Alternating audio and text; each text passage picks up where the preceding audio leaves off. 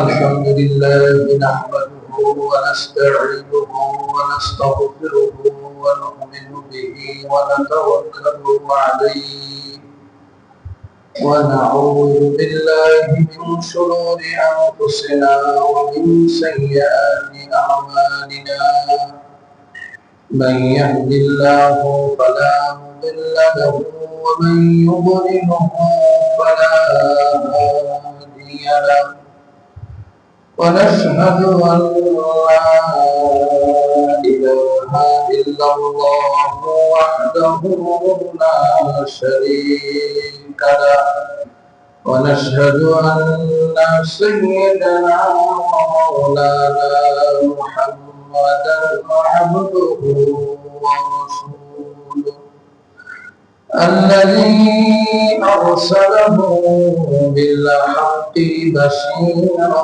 ونذيرا وداعيا إلى الله بإذنه سراجا منيرا فقد قال الله تبارك وتعالى في كلامه المجيد وفرقانه الحميد أعوذ بالله من الشيطان الرجيم بسم الله الرحمن الرحيم يا أيها الذين آمنوا ادخلوا في السلم كافة ولا تتبعوا خطوات الشيطان إنه لكم عدو مبين وقال تعالى إن الله وملائكته يصلون على النبي يا أيها الذين آمنوا صلوا عليه وسلموا تسليما اللهم صل على سيدنا محمد وعلى آل سيدنا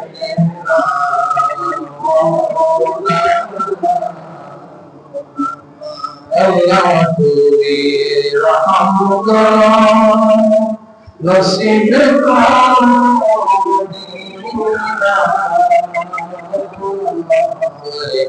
نبي الروزة وذكريا طهر ليس اللهم صل على سيدنا محمد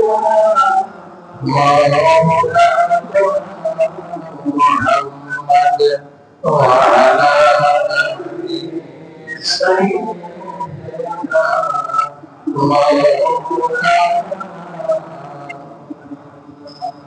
عشق محبوب خدا जिस दिल में हासिल लाखों मोमिन हो मगर ईमान ने कामिल नहीं लगा बिकमालिही कसरत जमालिही हसनत जमीअ खसालिही सल्लल्लाहु अलैहि আলহামদুলিল্লাহ আল্লাহ পাকের দরবারে শুকরিয়া যে পবিত্র ঈদের পরে আল্লাহ তাআলা আমাদেরকে আল্লাহর মসজিদে জুমার নামাজ আদায়ের জন্য একত্রিত করেছেন আলহামদুলিল্লাহ আল্লাহ তাআলা আমাদের সকল আমলগুলি আমাদেরকে কবুল করুন। আল্লাহ তাআলা আমাদের ভিতরে ইখলাস পয়দা করে দিন। বিওয়াজহিল্লাহ আমল করার তৌফিক দান করুন। প্রিয় হাজিরিন, মসজিদের বয়ানগুলি সাধারণত সহজ সরল ভাষায় অনেক ব্যাখ্যা সাপেক্ষে কথা বলে মানুষকে বুঝিয়ে যাবে। আরেকটা বক্তব্য হলো, কিছু বক্তব্য এমন আছে যে প্রতিযোগিতামূলক, তথ্যভিত্তিক বক্তব্য। তথ্যভিত্তিক বক্তব্য কম সময়ের মধ্যে দেওয়া যায়। শুধু তথ্যভিত্তিক জ্ঞান যারা রাখে তারাই শুধু তথ্যভিত্তিক বক্তব্যগুলি হয়ে যায়। আমরা মাঠে ময়দানে আওয়ামদের কাছে বলেন করি, একদম সহজ সরল ভাষায় কথা বলতে হবে। আর সহজ সরল ভাষায় কথা বলতে অনেক কথা বলতে হয়। এই জন্য আমি সবসময় চেষ্টা করি আরবি শুদ্ধ বা সহজ বাংলাতে বলবেন। আমি প্রথম থেকে এটা চর্চা করি। আমরা এক সময় বয়ান শুনেছি, আমাদের সময় ছোট ছিলাম, হুজুররা বয়ান করতেন, একটা শব্দ আরবি বলতেন, এটার সিগা কি, এটা কোন মসদর, এটা ফেইল না মফউল, এটা মুআন্নাস না মুযাক্কার, এটা নিয়ে আলোচনা করতেন। আমি যখন শুধু ছিলাম তো আমি কিছু বুঝতাম না। এই জন্য নহর সরাফের গ্রামার বোঝার বিষয়, যারা ওইটা বলবে তাদের জন্য ওই আলোচনা করা ঠিক আছে। এই আলোচনা পাবলিক ফাংশনের আলোচনা। এই জন্য আমরা চেষ্টা করি কোরআনের যে শব্দটা সহজ অর্থটা মানুষের কাছে পৌঁছে দেওয়া। আর সহজ অর্থগুলি, কোরআন হাদিসের সহজ অর্থগুলি বোঝার জন্য, বোঝানোর জন্য সহজ যে ভাষা আমরা ব্যবহার করি সব সময়, এগুলোই সবথেকে উত্তম ভাষা। আমাদের এলাকায় বড় একজন আলেম, শায়খুল হাদিস, বহুত বড় জ্ঞানী মানুষ, কিন্তু উনি একেবারেই আঞ্চলিক ভাষায় বয়ান করে। তো কিছু শিক্ষিত মানুষে আঞ্চলিক ভাষার বয়ানটাকে পছন্দ করে না। তো এটা উনি বুঝতে পারছে, বুঝতে পারে আমাকে কি বলতেছে, আমি তো একদম গায়া ভাষায় কথা বলি, মানে ওনার ভাষাগুলি একেবারেই গ্রামের ভাষা।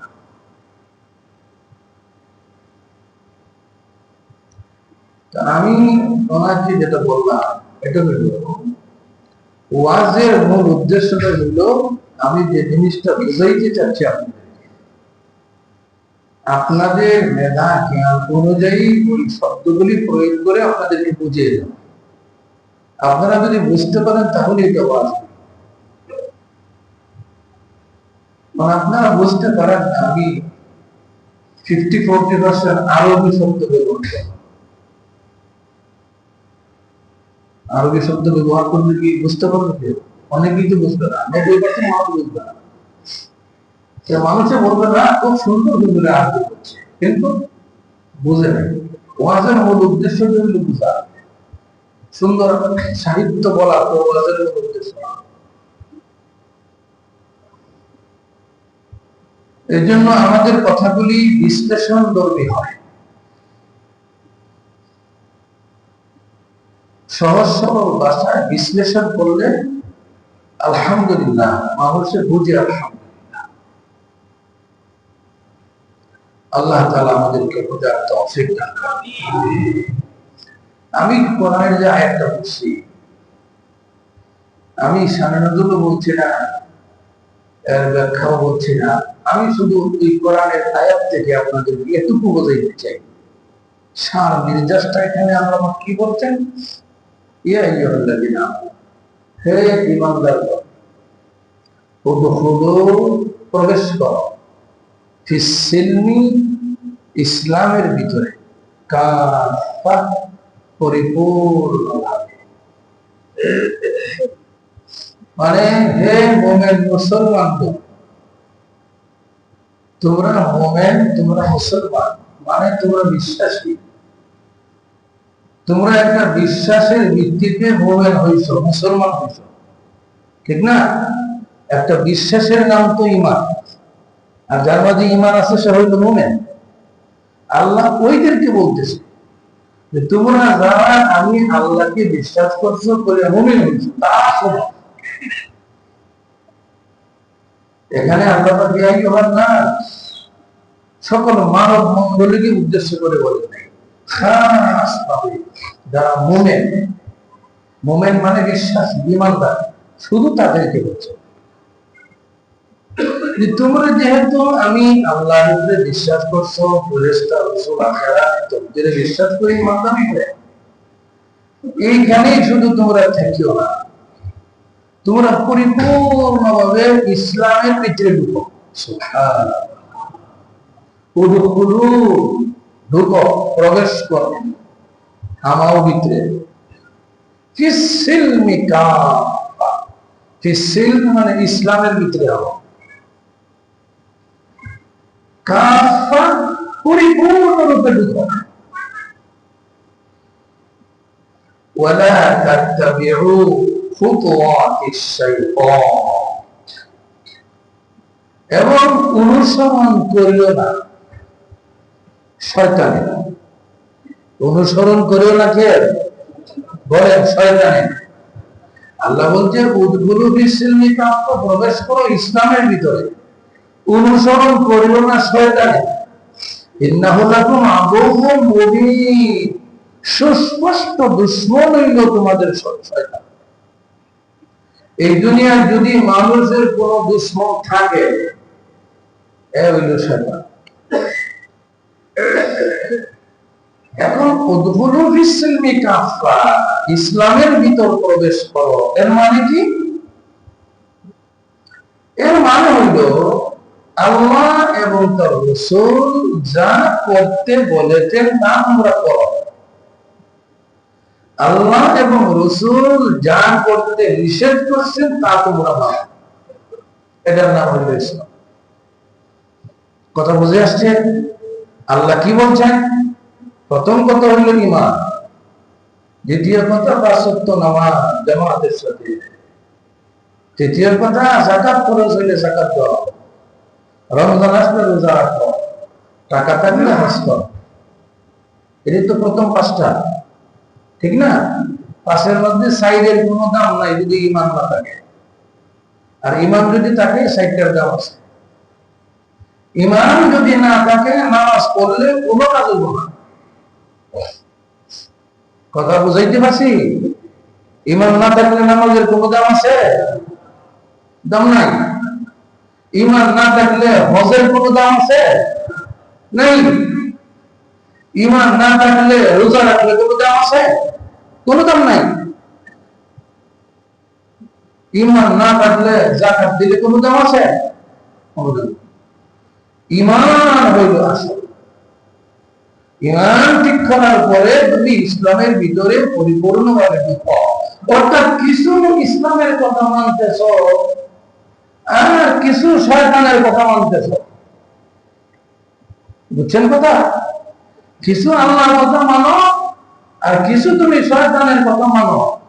আল্লাহ বলছে যে না, আমার দায় পুরোপুরি মানো।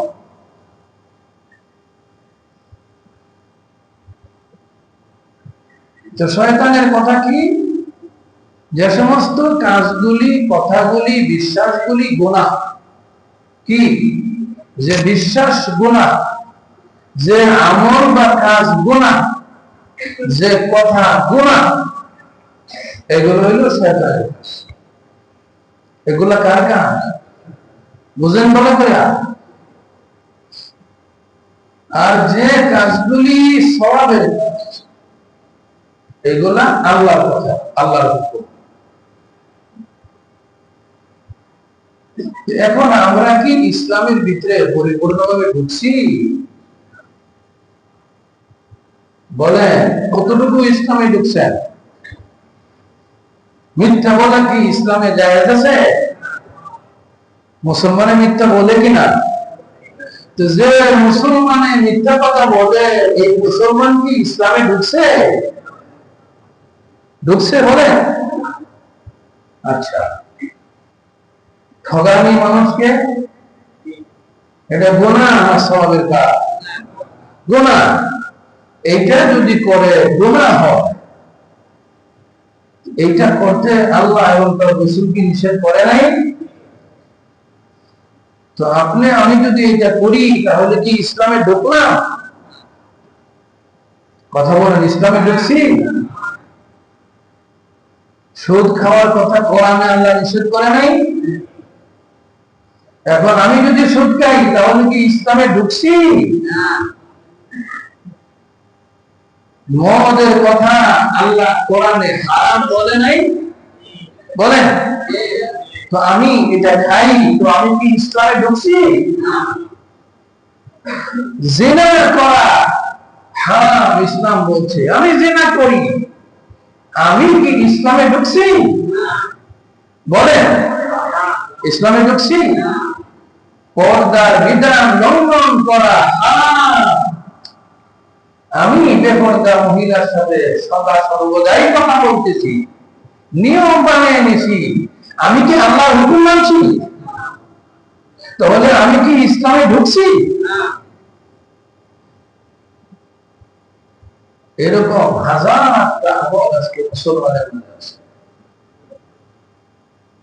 আছে না নাই? কাজেই মন চাহি জিন্দিগির নাম তো ইসলাম না। মনকে মিঠাইয়া দিতে হবে আল্লাহ এবং তার রাসূলের বিধানের সাথে, এটার নাম ইসলাম।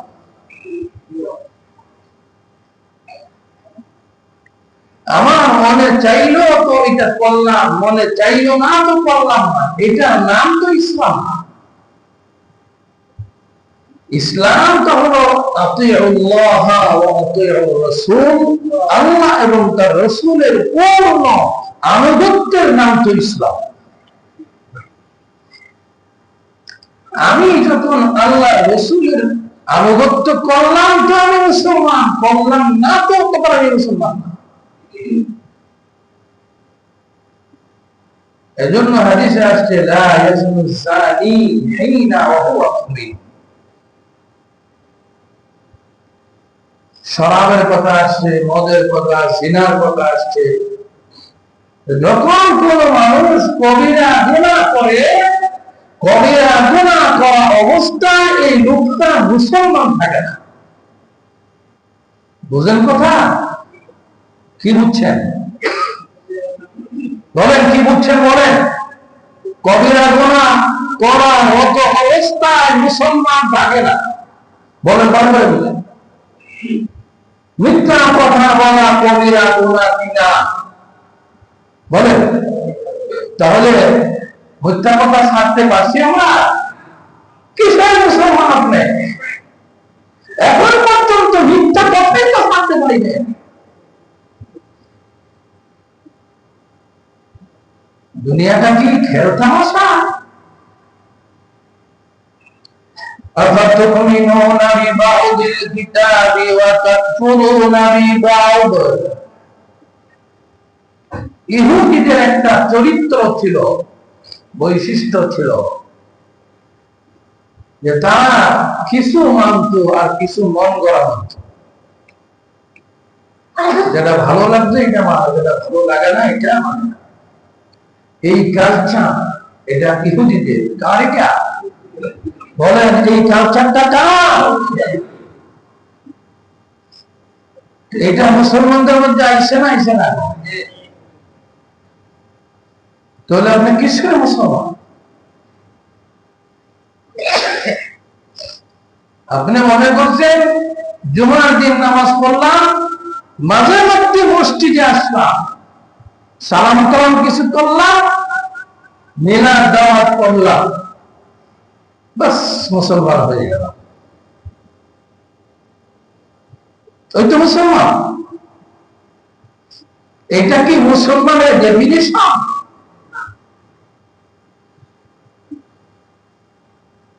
ও তো যে কি যেন মাঝে মধ্যে নামাজ টামাজ পড়ি। হযরত তালহা নামে এক সাহাবী, সাহাবায়ে কেরামের আমল ছিল ফজরের নামাজ পড়িয়া, আসরের নামাজ পড়িয়া রাসূল সাল্লাল্লাহু আলাইহি ওয়াসাল্লামের অনুমতি না নিয়ে মসজিদ থেকে বের হইতেন না। রাসূলের ওফাতের পরে আবু বকরের অনুমতি না নিয়ে, ইমামের অনুমতি না নিয়ে মসজিদ থেকে বের হতেন না। তারপরে ওমরের অনুমতি নিয়ে বের হতেন না। ওসমান, এটা সিলসিলা ছিল।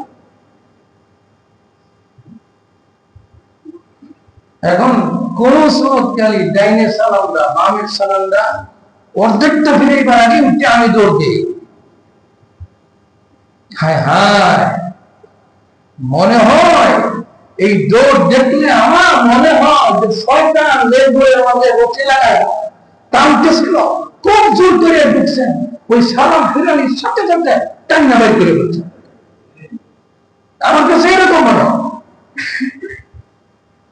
আর না হইলে যে মানুষটা আমি মসজিদে সালামের ফেরানোর পরে 2 মিনিট 1 মিনিটের আমল করতে পারি না, ওই মানুষটা আমি ঘন্টা ঘন্টা বলছি আড্ডা মারতে পারি না। কেন বুঝাই আমার মনটাকে আমি মসজিদে বসাইতে পারি না?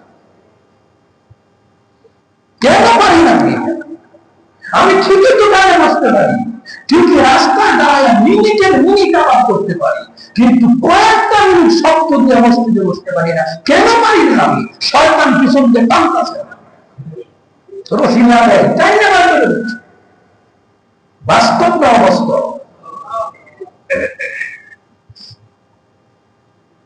আর কিছু মানুষের তো শয়তানের রশি লাগায় দোকানে বসে নিয়েছে, সে তো মসজিদেই আসতেছে না। ও তো আমার ভাই মুসলমান, ইমানের সূত্রে ভাই, যে ইমানের সূত্রে মদিনা আনসার সাহাবারা সম্পদ দিয়া দিছে মুহাজিরদেরকে, বাড়ি অর্ধেক বন্টন করে দিয়া দিছে, যে ইমানের সূত্রে এই রাস্তার ভাইটা তো আমার সেই ইমানের সূত্রে ভাই।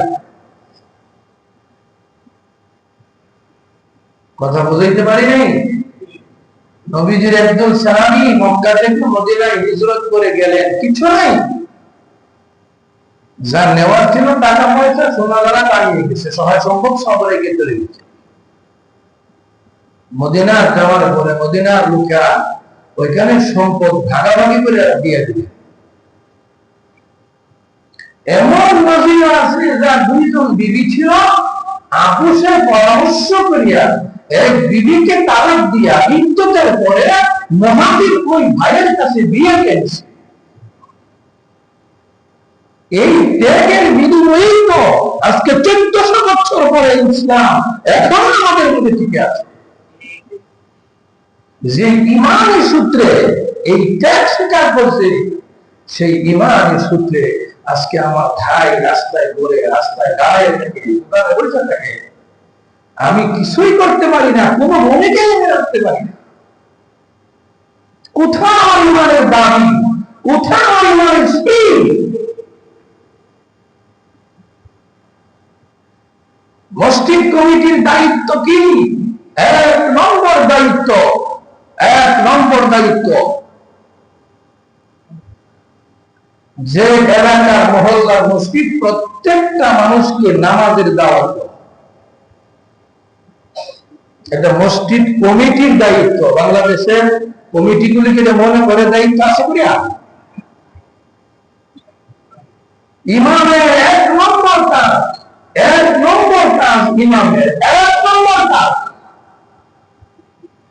মহল্লার প্রত্যেকটা মানুষকে নামাজ পড়ানোর জন্য তাকে ডাকিয়ে হাতে পায়ে ধরে বোঝায় আনা। ইমাম কি এটা করে? ইমাম করে শুক্রবার দিন দোয়া হইলে তখন চিল্লাফেল্লা করে কথাবার্তা, বাস দায়িত্ব শেষ। এটাই তো আমাদের দেশের ইসলাম, এটাই তো আমাদের দেশের ইসলামের কথাই তো, না এর চেয়ে বেশি কিছু? ইসলামী রাষ্ট্রের দায়িত্ব কি? এই দায়িত্বগুলো প্রত্যেকে পায় না।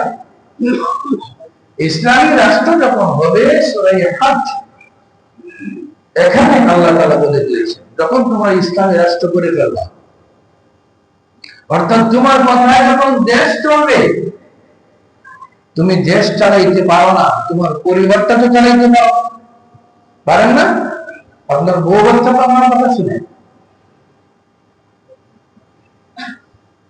না, শুনে না? হ্যাঁ,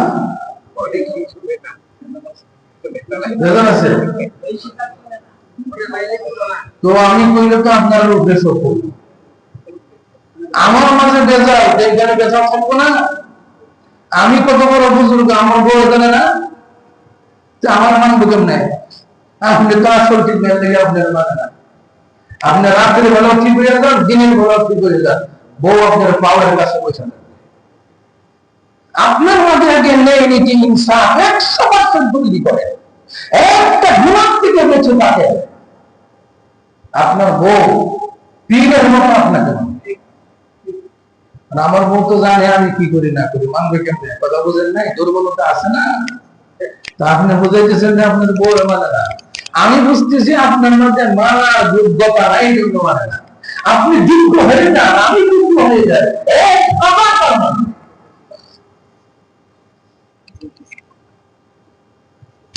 কথা বুঝাইতে পারি নাই? কঠিন হয়ে গেছে কথা।